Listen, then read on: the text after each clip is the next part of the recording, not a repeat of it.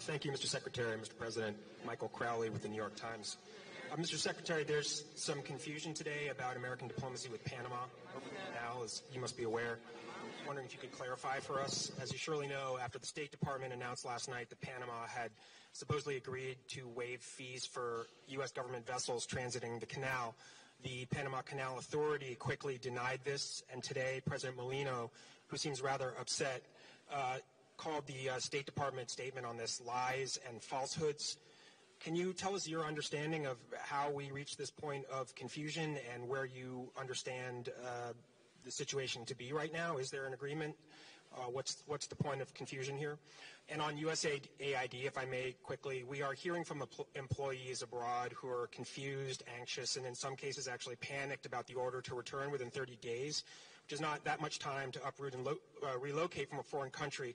Do you plan on offering these employees any more guidance on this process? And in particular, are you able to say whether people can serve out their administrative leave in their mission country, or are they required to return home even if they're not using government resources?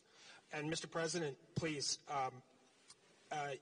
you said that the leadership of the U.S. is fundamental and there is no substitute in finding some sort of a solution for Haiti. The president of Haiti's Transitional Council seems very concerned about this, said a couple of weeks ago he believes that President Trump does not care about Haiti and that the Trump administration's policies will be a catastrophe for his country. Can you just give us a sense of your confidence level that the Trump administration will follow through and exercise the sort of leadership role you described? Thank you. Let me answer the first two because I think they were for me. But what was the first one again? I apologize. And the state of the diplomacy, what led to the confusion and where things stand now. And then the second one was USAID. Okay. Yes, please. Thanks. I'm not confused about Panama. We had conversations. I felt there were strong first steps. We have expectations we made clear in those conversations. I respect very much that Panama has a process. They're a democratically elected government. They have rules. They have laws. They're going to follow their process, but our expectations remain the same. In particular on that, I would just say that the United States has a treaty obligation to protect the Panama Canal if it comes under attack. That treaty obligation would have to be enforced by the armed forces of the United States, particularly the U.S. Navy. I find it absurd that we would have to pay fees to transit a zone that we are obligated to protect in a time of conflict. Those are our expectations. They were clear. They were clearly understood in those conversations. But I respect very much the fact that Panama has a process of laws and procedures that they need to follow as it relates to the Panamanian Canal authorities. We'll allow them to work through those processes. We intend to make it amicable the way our visits were. As far as the USAID, a couple points. The goal of our endeavor has always been to identify programs that work and continue them, and to identify programs that are not aligned with our national interests and identify those and address them. So we have sent out guidance to those deployed abroad that they will be on leave of absence, not fired, leave of absence as of Friday. And then we made very clear in the message, it's there and it's written in the message that was posted, that if there are exceptional circumstances regarding family or displacement, or maybe the person, their spouse is employed in the embassy, so they're co-located and their children are in school, there's room and space for that.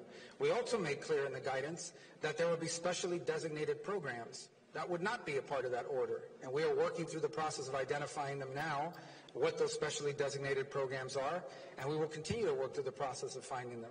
The third point I would make is that people were given 30 days that we would help bring them home if they so desired during that 30-day period.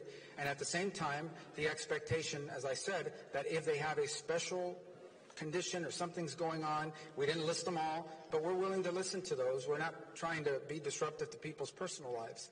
We're not being punitive here. But this is the only way we've been able to get cooperation from USAID. I had preferred not to do it this way. When we tried to do it from the top down by getting cooperation from the central office of USAID, what we found instead are people trying to use the system to sneak through payments and push through payments despite the stop order. We found people that were uncooperative in terms of giving us information and access, all very consistent with some of the things we experienced while we were in Congress. And so we've had to do this other route instead.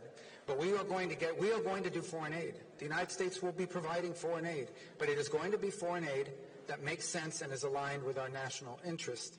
And I know the last question wasn't for me, but I want to address that as well. Number one, the United Nations is sitting on $100 million in their fund. The United States has provided 15 of the $100 million for that fund. Okay? That, only 13 million of that is currently frozen. That means they still have $85 million plus the 1-point-something million they spent that we already have in there available for the mission. That's clear.